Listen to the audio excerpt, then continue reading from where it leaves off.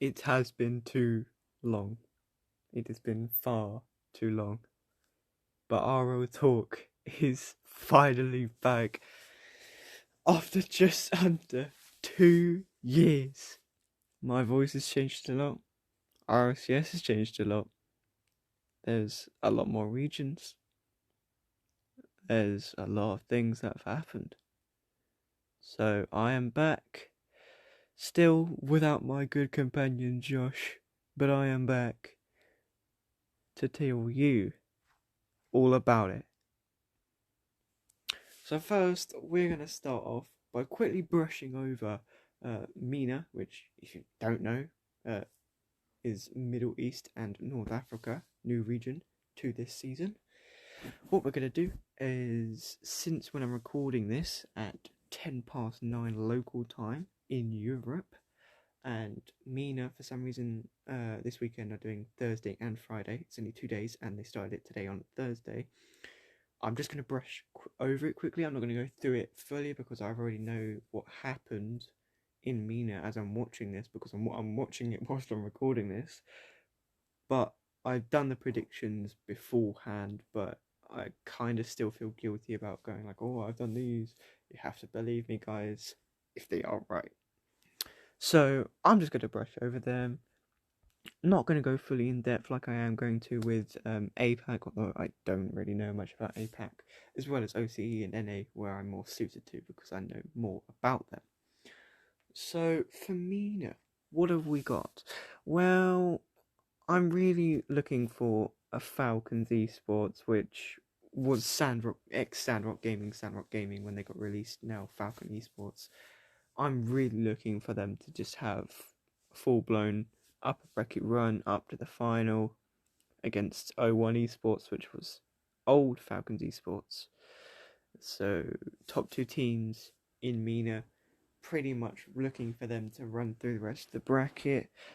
Empty and Sykes, also looking for them to have good top six kind of performances, along with Anchor and Kings. I feel like those are kind of solid top six, and then the rest is kind of up for grabs. I've got Onks, Oinks, no idea. Oinks, no idea. You have to tell me.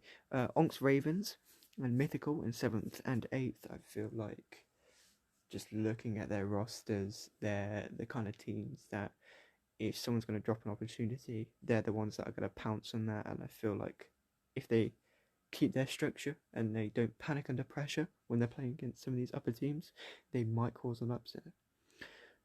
Looking down 9th to 12th, I've got 25 Esports, Knights Gaming, Berserkers, Twisted Minds. Really just don't think these rosters are very strong.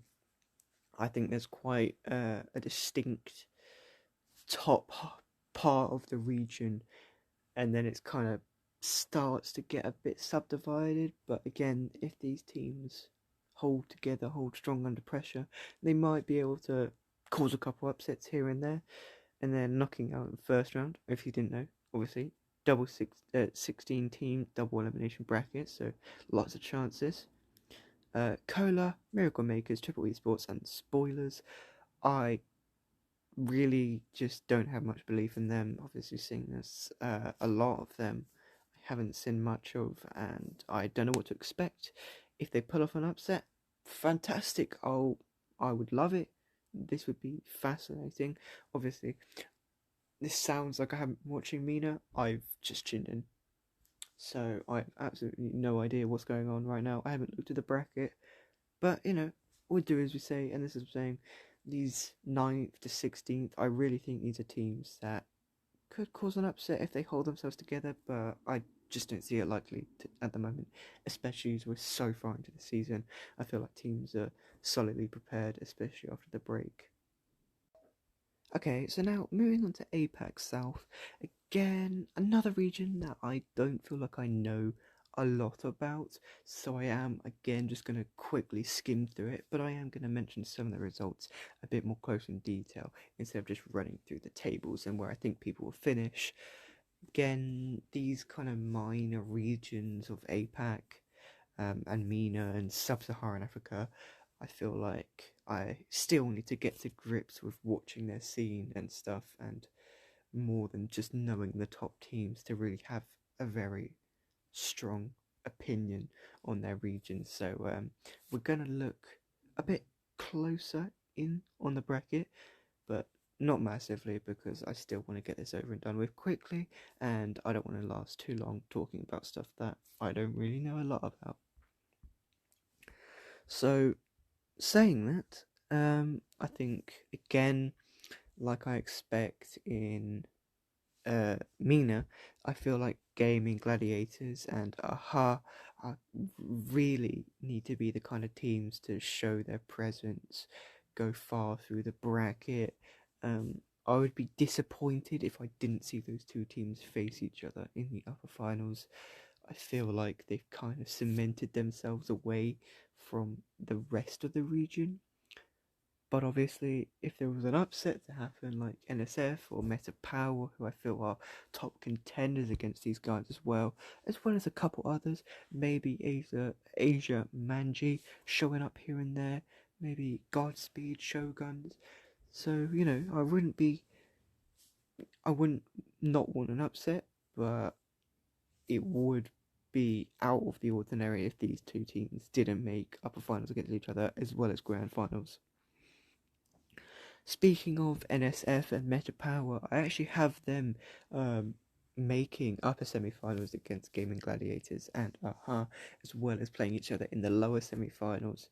I feel like these are the teams that could cause an upset, but I have to see more from them before I start to believe in their project. But I feel like they've got the potential there. And when we get to upper finals, AHA just about beating out Gaming Gladiators, in my opinion. I feel like that's a very tight series, and I feel like those two are definitely going to cement themselves and in this region. And I feel like this is going to be the couple teams that are really going to try push APAC further up that point and say, we are here, we do know what we're doing, we're going to go to a land, we're going to go to Worlds, and we're going to show what we're made of. Kind of unlike what they've done so far. We'll have to see. I'm waiting for them to prove themselves. I believe they can prove themselves, but we'll have to see. So then we're going to the grand finals. I've got Gaming Gladiators and AHA to meet again. A bracket reset from Gaming Gladiators. That would be nice to see. But then I think it'll be a game 7, game 6. Very tight again. These two teams, as I say, they are very well matched in my opinion. But I think AHA comes out just on top, as Gaming Gladiators will have to go through lower bracket finals. And they're going to be playing a lot of Rocket League beforehand. And I feel like they're going to start to tire themselves. So, speaking of winning, I've got AHA in first, and then Gaming Gladiators following up in second, then NSF and Meta Power third and fourth. As I say, I feel like these are the teams that could push AHA and Gaming Gladiators, those top two, but I also feel like they're not quite there yet. That's kind of the same for Astronic Esports and Asian Manji, who I've got in 5th and 6th, but I feel like they're just a bit lower down than Meta and NSF, as well as Atlas Gaming and Leftovers in 7th and 8th. Now I feel like 5th to 8th is very tight, and it could go a lot of places, and anything could happen. Again, like MENA, if a team holds themselves strong, doesn't fold under pressure, I feel like they can upset those top 4 teams, or those top 2 teams, and really cause a problem for them. Now, looking at 9th to 12th, I've got Godspeed, Shoguns, Dark Rift Esports, and Origin Gaming. These are all teams that I believe are very close. I do believe that a lot of them are quite close to getting those top 8 finishes, but I feel like there are a couple missing pieces from their gameplay, and I would like to see that before I put them into the top half of results. Lastly, 13th to 16th, I've got Asphyxis Minions, Triple Java, Friendly Fire Esports, and Team Power Cuts.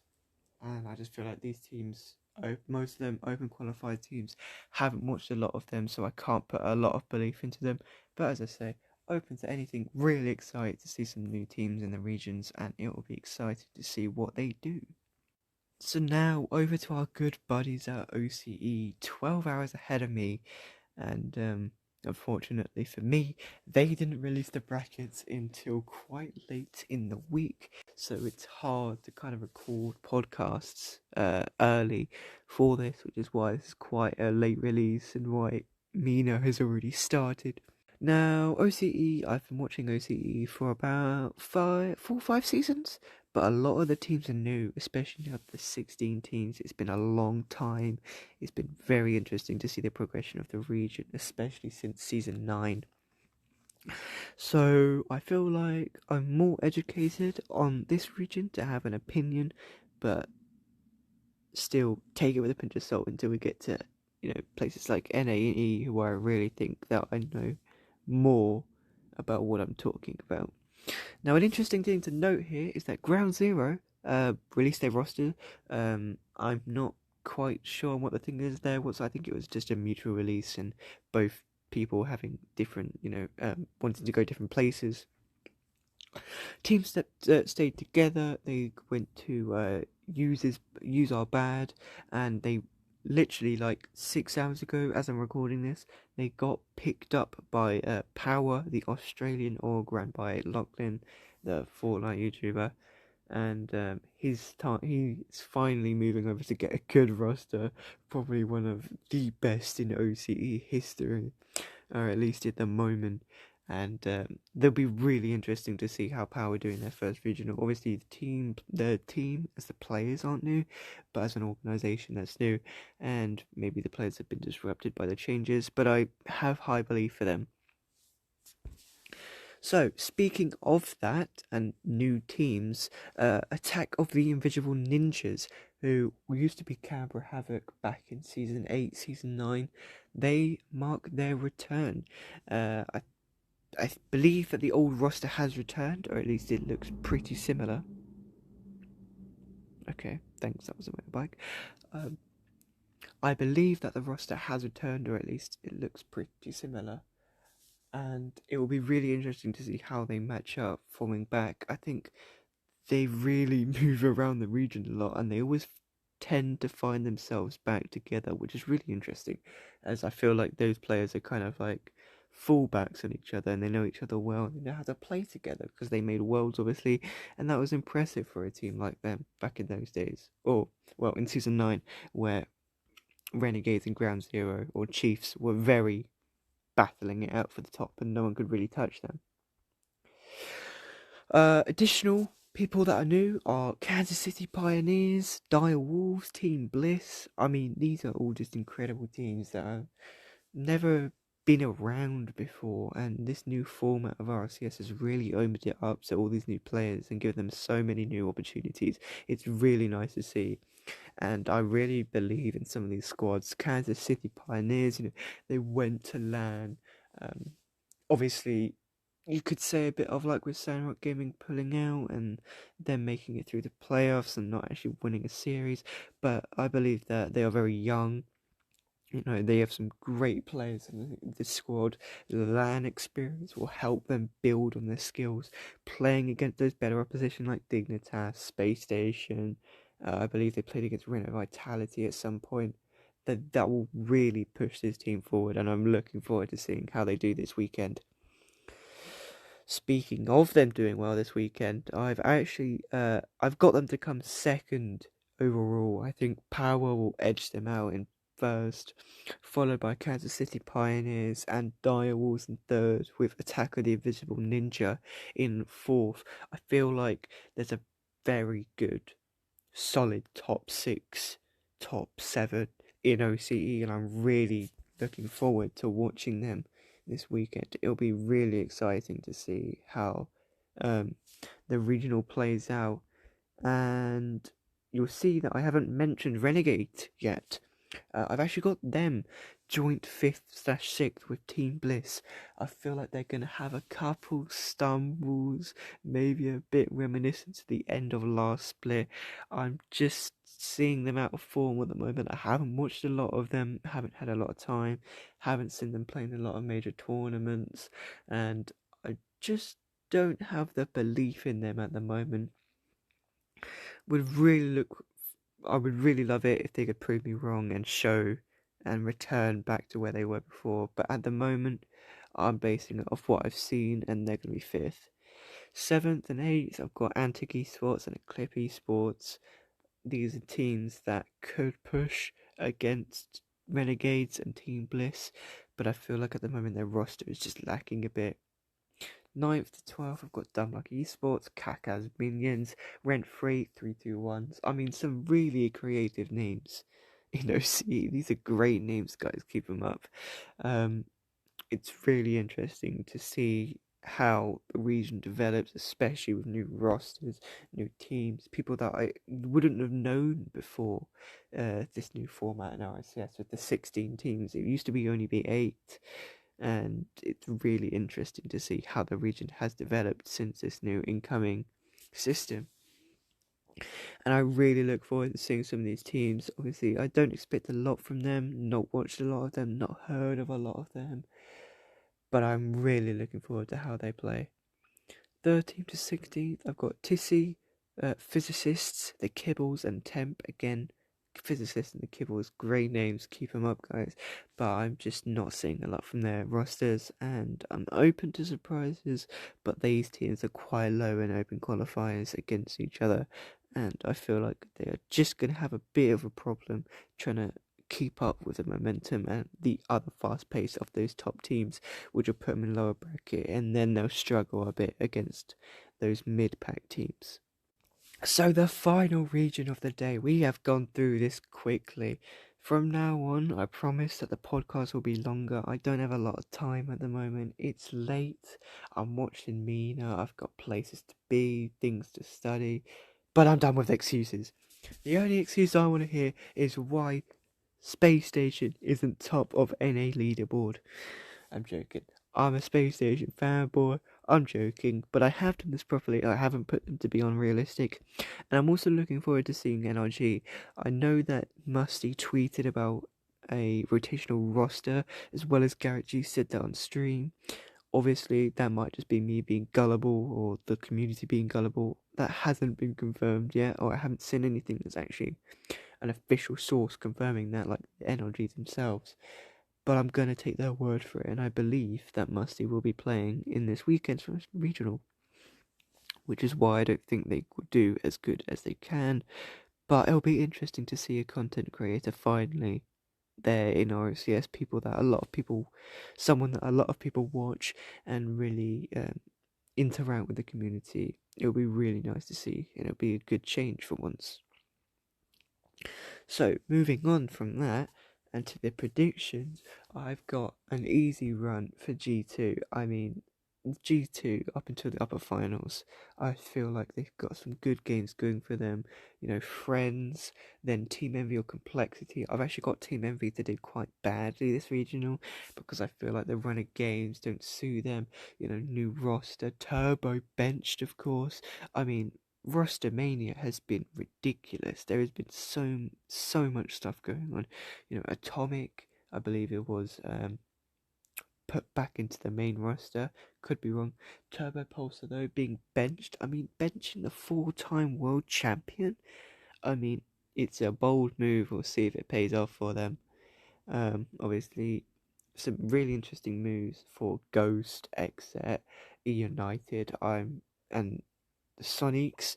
I'm really looking forward to seeing if those teams can make the next couple of regionals and how they will perform against these other teams. Maybe causing a couple upsets. Haven't seen them being played a lot, so maybe top teams will be used to their play style. It'll be interesting to see as the split progresses.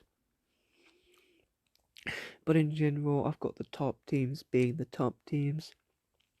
Couple upsets here and there. I have got Susquehanna Sonics to beat Rogue in the opening round. I've also got Oxygen to come out against Charlotte Phoenix and make it a tight game for Space Station in the quarterfinals. I've got Complexity to beat G2 to beat MV in round 1. Sorry, I have got G2 to beat NRG in the semis. FaZe Clan to have a tight game with Space Station in the semis as well. In the lower bracket, I've got Oxygen to play Susquehanna Sonics and barely come out with it. Complexity against Rogue, again, very tight game. In the lower quarterfinals, I've got NRG versus Oxygen, and I feel like that will be an almighty game. That will be the best game at the regional if it happens. I mean, these are great teams. Top 8, top 6 teams in NA are some of the best of the best. They are really thrilling to watch. They're really interesting to watch.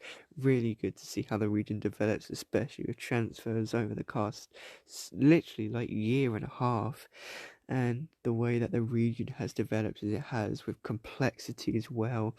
Can they reinstate themselves as a top team? They fell off a bit last split after having an amazing fall split. They fell off in the winter split. Can they return that form in the spring split? I believe so. I've got them coming 5th and 6th, 5th/6th in the lower quarterfinals, losing up to Space Station. Space Station being NRG in the lowers, getting beat out by G2 in the lower finals, unfortunately, though, with a bracket reset in the grand finals between FaZe and G2. Got G2 to win the first series, but then FaZe kind of walk away with the second, as G2 is a team that gets easily tired when they've played a lot of games. So, I've got FaZe Clan to win, so what does that mean for the full standings? Well, FaZe Clan first, G2 second, Space Station third. I really want to see how well they bounce back from that unfortunate loss against Team Queso in the LAN, and see if they can keep up the momentum that they had there in the LAN. As well as that, I've got NRG barely missing out on top 3 after losing to Space Station in a tight series to come fourth. Feel like Musty is going to take a while to adjust to the play styles, and he might not quite be there yet, but it'll be interesting to see, and hopefully he proves me wrong. I've got Oxygen Gaming and Complexity in 5th and 6th. I feel like these are teams that really have asserted themselves over the past season. Obviously, in different splits. Oxygen last split was the kind of Complexity of the full split. You know, these two teams that out of nowhere have kind of shot up into top 8, top 4 contention, top 6 every single regional, and it's really nice to see. 7th and 8th, bit of an upset here. You could have swapped them with 9th and 10th, which is Team MV in version 1. But in 7th and 8th, I've got Susquehanna Sonics and Rogue. I'm really pushing it around with 7th to 12th. Any of these spots could change. It's such a competitive region, but I feel like there's just a slight divide between the top 6, top 6A, and the rest of the region. So I'm really looking for a team to staple themselves into that top half of the region. 9th to 12th, as I said, I've got MV version 1, Ghost, and Charlotte Phoenix. I feel like they are going to have a field day against some of these teams that have made it through open qualifiers towards the bottom of the rankings. Which, speaking of, in 13th, I've got All Mid, 14th, I've got Acru, and then Accelerate and Friends, rounding out the bottom of the standings. As I say, NA and OCE, possibly even MENA and APAC, are going to have been so fun to watch over the past half year, plus a year and a half for the two that have been there for a while. And it's been so exciting to see how the region has developed, how the rosters have changed, and just the whole community coming together as a whole to make this as the event of Rocket League and RLCS events, as special as they are. And I'm really looking forward to seeing how this season progresses and how the split progresses. Yeah, that has been the return of RL Talk. Placeholder name for now, possibly. Maybe a new name soon. But this is RL Talk and Jams signing over and out. And we'll see you next time. And this time, we won't have a 2-year break.